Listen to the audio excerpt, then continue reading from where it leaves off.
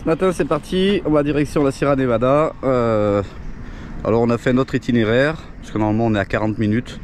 Là ça monte à peu près à 1 heure, on va essayer de faire un contournement, faire une boucle.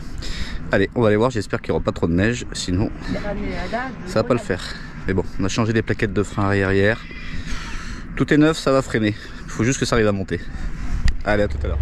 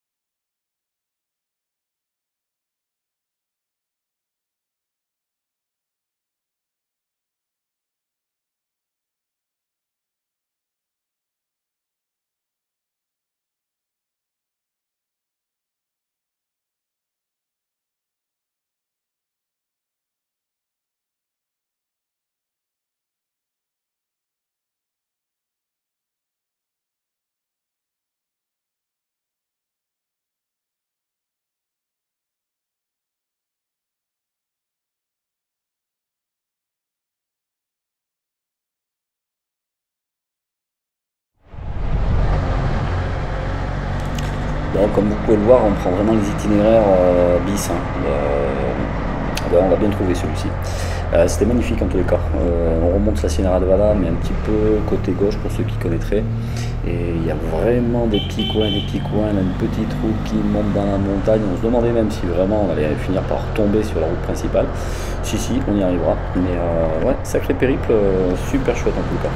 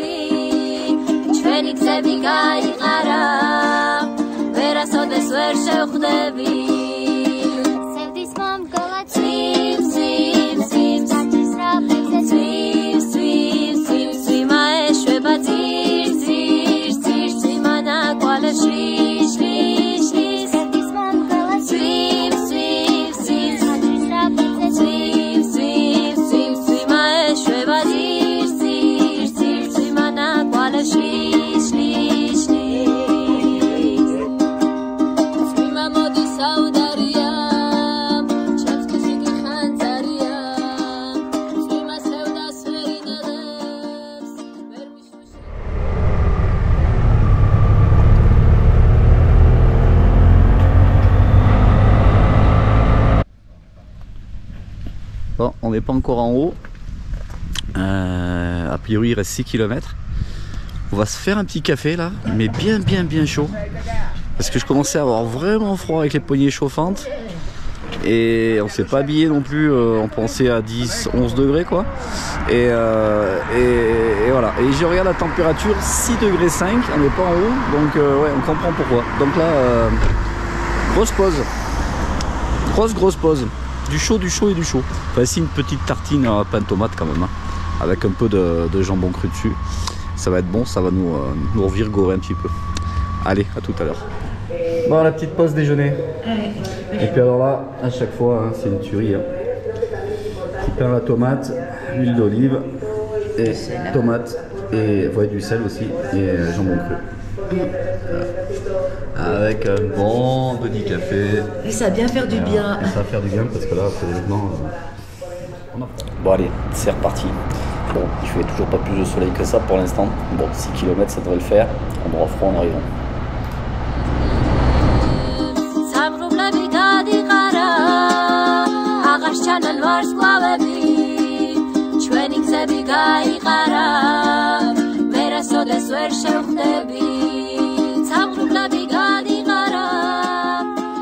Channel ben, on a trouvé un petit peu les pistes. Alors il y en a quand même une qui monte au sommet là, à Véleta, à 3396 mètres. Et après on a quand même un col, enfin, le col le plus haut là, 3479 quoi. À côté il y en a un autre à 3369. La station qui se trouve en dessous quoi. Ah, une belle station quoi. Bon ben les amis, ouais, on va s'arrêter 5 minutes là à la station parce qu'on a vraiment froid, on a les doigts gelés, on a un peu l'équipement quand même d'été. C'est vrai que pour l'Espagne, le Portugal, on n'a pas vraiment la prévision non plus de faire, enfin même l'hiver on sait qu'on ne devrait pas avoir trop froid. Mais là ouais, tout en haut 3,5 hein, quand même. Bon on trouve pas de piste hein, pour monter en moto. Tout est prohibé. Donc pas de piste, on va pas faire les cons. Allez, on va aller se mettre au chaud, une petite terrasse au soleil. Et puis on redescendra après. Voilà, ils sont tous en préparation. Je pense que c'est la remontée principale. C'est tout en travaux. Donc on se demande s'ils vont être prêts quand même parce que on est le 25 octobre. Il y a quelques trucs d'ouvert, mais voilà. Et je me posais la question, est-ce que dans la Coupe du Monde de ski alpin, est-ce qu'il y a une épreuve qui se déroule à la Sierra Nevada? Je sais pas si vous avez la réponse pour les amateurs.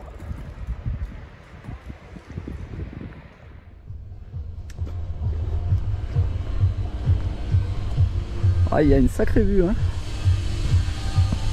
On voit les bâtiments techniques en dessous. Voilà, on arrive sur la route d'en face là. Alors oui, il y a deux itinéraires, une toute petite route qu'on a prise nous et on va prendre la 395 à la descente. Et Grenade, ben, c'est entre les deux montagnes là, vous voyez tout en bas, ben, c'est Grenade. Donc Grenade ici par la route principale, c'est 35 ou 40 minutes. Hein. Il y a une très belle route, donc en camping-car vous pouvez monter sans aucun souci. Par là où on est passé, non. Hein. C'est ce que je disais, heureusement qu'on n'a pas essayé de tenter un camping-car pour cette route là. Là ça aurait été vraiment dangereux. Et puis voilà, toute la partie un petit peu droite en prenant la face. Et donc on se retrouve avec la station ici en contrefort. Mais c'est sympa quoi. Moi j'y étais venu il y a au moins 25 ans.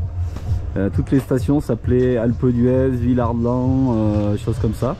On n'a pas retrouvé ça, c'est bon, ils ont trouvé leur propre identité. Et c'est vraiment une station qui a certainement très évolué quoi. En tout cas c'est très chouette ces bâtiments, c'est pas forcément le chalet, c'est tout un petit peu tendance, un petit peu château quoi. Voilà, c'est rigolo, c'est sympa, ça a l'air plutôt moderne et je pense qu'il doit bien s'y faire la fête. Ouais, ça doit être une belle station en tout cas. En tout cas, j'ai pas regardé encore le nombre de pistes qu'il y a, j'y jetterai un oeil, j'essaierai de vous dire.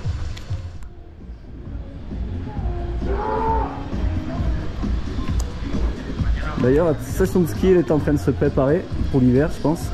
On voit tout le monde un peu en activité, les scies circulaires, les scies sauteuses, les meuleuses. Ils sont à bloc dans le boulot quoi. Et je pense que ouais, l'ouverture va être bientôt.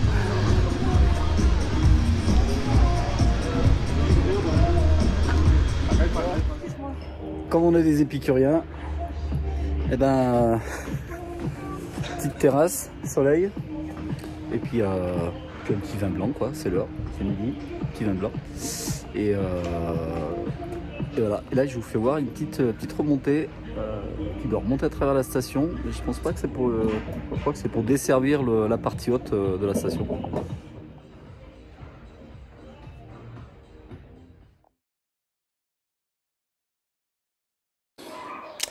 Allez, une petite pensée à nos amis des Baraka, les Baraka Van Life au Maroc, à nos amis. Donc ben voilà, on les retrouve un petit peu, même en Espagne.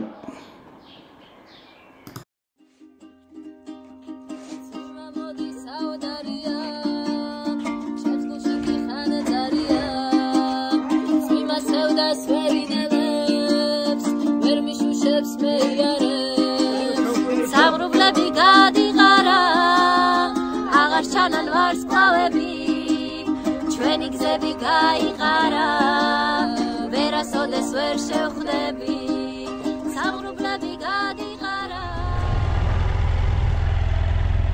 vous savez quoi? Vous savez quoi? Ils ont même un stade de foot à 2500 mètres d'altitude. Bon, a priori c'est une pelouse synthétique, hein, mais quand même. Bon, en tout cas ça fait très très froid. Il fait 3,5. Hein, on a le bout du nez qui est bien gelé. On voulait prendre une piste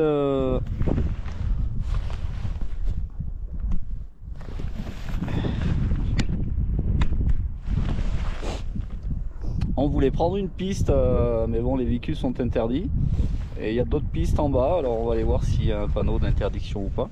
On serait bien les monter quand même, au moins toucher la neige, enfin si les doigts nous le permettent. Ça c'est pas gagné. Bon allez, on va aller voir ça. Bon, finalement on n'aura rien trouvé, et ben allez, on redescend. On a fait le tour un peu de la station et puis on va redescendre à Grenade pour se préparer demain pour aller un petit peu plus loin. Allez, on vous embrasse.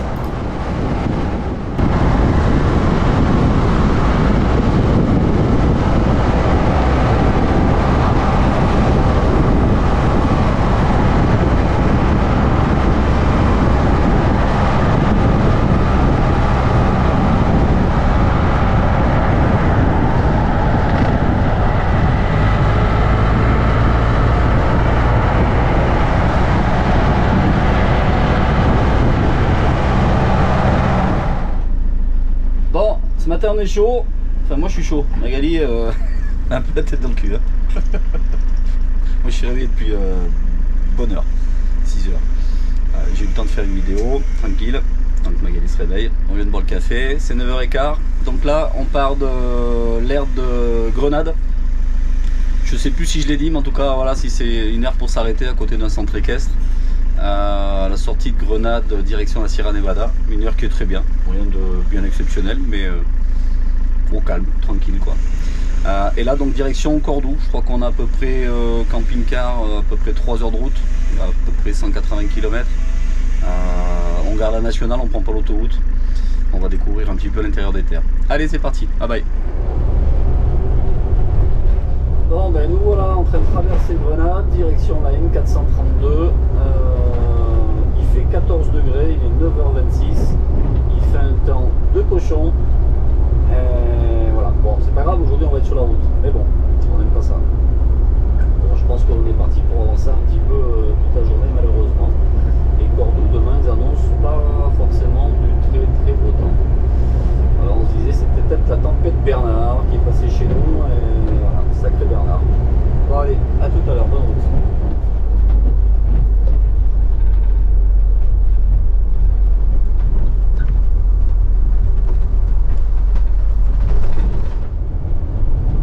Bon, petit point météo.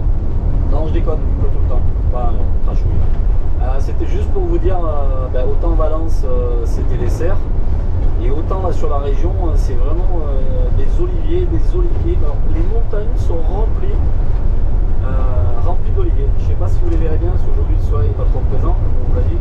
Et vous voyez à gauche, à droite, en face, jusqu'en haut des montagnes, on est quand même à 800 mètres d'altitude.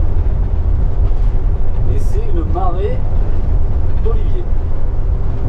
Donc nous qui sommes pas très loin de Nyons, on se disait, c'est sûr qu'au niveau international, les olives de Nyons, elles bataillent un peu, mais on peut comprendre pourquoi. Hein, parce que là, face à la concurrence, ça doit paraître compliqué.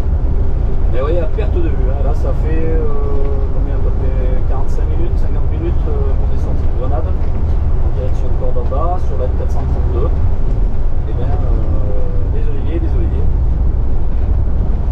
Elles sont bonnes, les olives. Hein.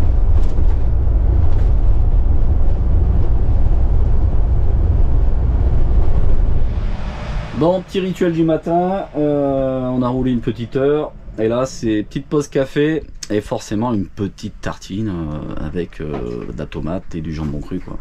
Parce que ça on commence à prendre l'habitude et c'est extrêmement bon. Je comprends les Espagnols, hein, tous les matins ils cassent la croûte, hein. Ça se faisait un peu chez nous dans le temps, ça c'est quand même bien perdu, enfin je crois que c'est même complètement perdu.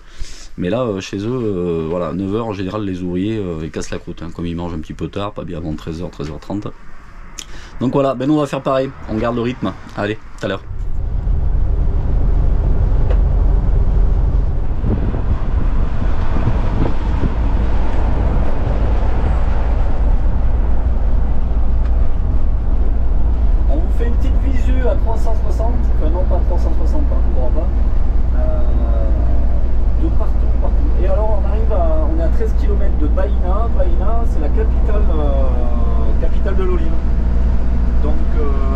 arrêté. C'est un petit village, je sais pas si c'est grand ou pas grand, mais on va aller faire on va faire un petit stop là-bas. Mais en tous les cas, vous avez vu, hein, c'est même les montagnes, tout est pris.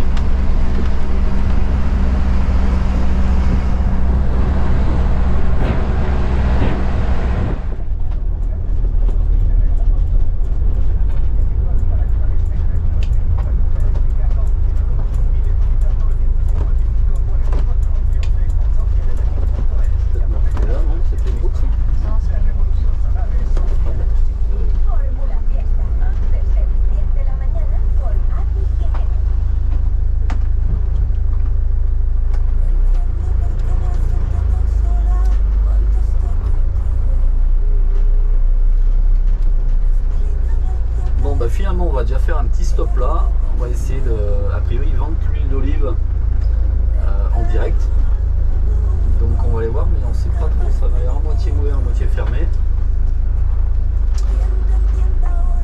On va aller voir ça. Bon, l'entrée est par là. Est-ce que c'est ouvert? Oula. Okay. Bon, bah en fait c'est simple, hein. En fait c'est un bar-restaurant et en même temps ils vendent directement de la petite cuisine à côté, c'est un gros producteur on va dire. Et là c'est vraiment la locale, donc c'est l'Albenzaïd. Si vous allez bien voir, il y a des reflets. Voilà. Mais sinon en fait là c'est juste le bar-restaurant et voilà. Donc ça fait le litre à 13 €. La bouteille de 500 ml c'est 6,50 €. Donc on en prend deux, ça fait 13 €. Et voilà, comme ça on va la découvrir. En plus ce matin c'est avec celle-ci qu'on a pris le petit déjeuner avec la petite tartine à la tomate. Il y avait cette huile d'olive qui était déjà dessus, à peu près à 80 km d'ici. Donc on va espérer que c'est une huile d'olive qui est connue. On va regarder ça. En tous les cas, elle était très très bonne ce matin. On s'est dit tout de suite, oula, c'est quelque chose de spécifique. Allez, on a tout ce qu'il faut.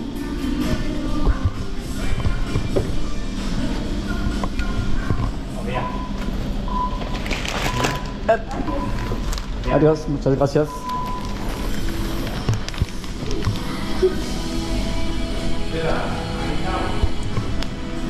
Et les loulous, ils sont bien nourris.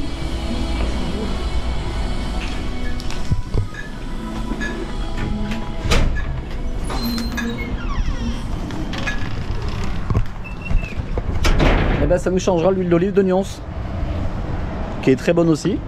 Mais là ce matin elle était vraiment très très bonne. Voilà. L'Almazara. Donc là c'est les ventes directes et les producteurs en fait ils viennent, enfin les agriculteurs viennent directement déposer leur culture là, elle doit être transformée là. Et voilà. C'est cool. On va quand même s'arrêter à Baïna.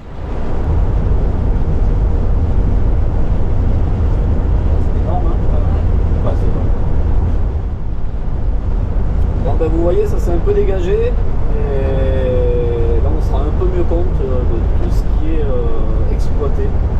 Il n'y a rien qui est laissé. Et c'est des oliviers, des oliviers, des oliviers.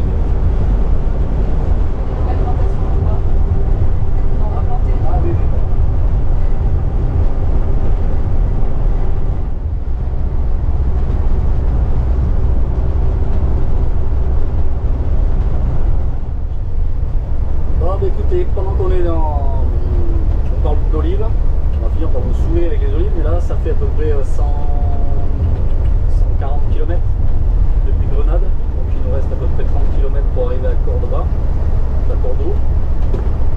Nous n'avons pas cessé de traverser donc des champs d'oliviers et on est en train de regarder avec Magali. Donc la cueillette des olives vertes se fait de septembre à octobre.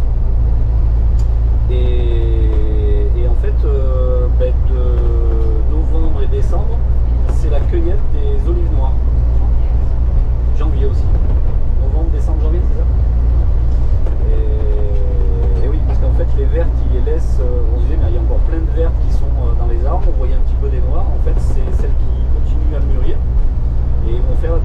récolte, enfin la deuxième récolte, en guillemets c'est la même récolte, mais celles qui laissent mûrir deviendront des olives noires, et les premières c'était les olives vertes. Voilà, donc on finit un petit peu la route des oliviers, et puis on va peut-être arrêter de parler des olives. Enfin, moi j'adore les olives, donc je suis fan. Et voilà, donc écoutez, vous savez tout sur l'olive et sur l'olivier. Et d'ailleurs on voyait en fait au bord des routes aussi, en fait il y a des ventes d'oliviers que chez nous Européens, on va vouloir planter dans notre jardin, un petit jardin méridional avec un petit palmier. Et ben, en fait, une fois qu'ils ont arrivé certainement à maturité, auquel la récolte commence à devenir un petit peu moins bonne, et que les troncs sont bien gros, et que nous, ça nous intéresserait d'avoir ça dans notre beau jardin, et ben ils les vendent. Donc en fait, ils plantent, ils récoltent pendant des années, et à la fin, ben, nous achetons un petit olivier pour mettre dans notre beau jardin. Voilà. Bon, et ben nous voilà arrivés à Cordoue. C'est ce que vous voyez en face de vous. On est à quoi, 19 minutes là. C'était juste pour vous dire que la route à faire entre Grenade et Cordoue, elle est, comment dire, elle est monotone. Alors elle est surprenante parce qu'au début c'est des oliviers à perte de vue, mais finalement on a vu que ça juste là depuis une dizaine de kilomètres avant d'arriver à Cordoue, où en fait là c'est plus de la culture. Alors d'après ce qu'on voit, parce que c'est déjà ramassé, mais on a l'impression que c'est quand même beaucoup du colza, un petit peu des amandiers quelque part, et beaucoup de culture, de grands champs, mais je peux pas trop vous dire ce qu'ils mettent. A priori, moi j'ai vu des traces de colza. Et là c'est aussi un petit peu à perte de vue, et en face, là sur la caméra vous n'allez pas trop y voir, mais de l'autre côté on a un petit peu un pan de montagne. Là c'est ouvert, là je pense que c'est carrément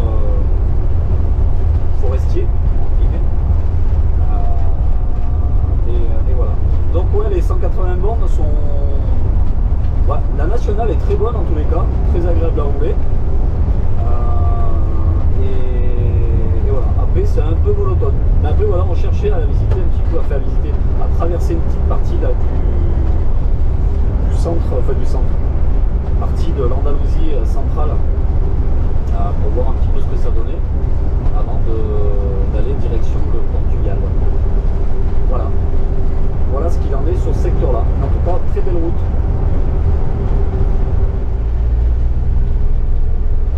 Bon, on est en train de prendre l'itinéraire pour aller sur une aire qui se situe à peu près 6-7 km du centre de Cordoue. Et en fait, on se disait, c'est toujours très très fluide en Espagne, des routes, jamais de bouchons. L'impression que c'est surdimensionné par rapport au nombre de voitures, quoi. Ce qui nous change un petit peu de la France. Toujours un petit peu connaissez. C'est 1h moins 20 quoi. Il va y avoir un peu du monde, alors ça roule tranquille.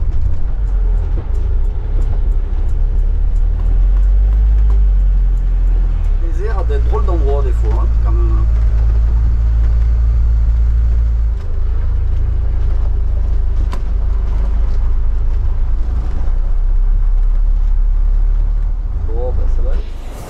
Allez, ben voilà, on était installé, on est parti faire un petit tour à Cordoue, on a déchargé la moto, on va aller visiter un petit peu, enfin visiter, c'est pas visiter, mais au moins prendre un peu des repères pour essayer de profiter des demain. Et voilà, on avait le temps, on a dit qu'on allait faire un petit tour.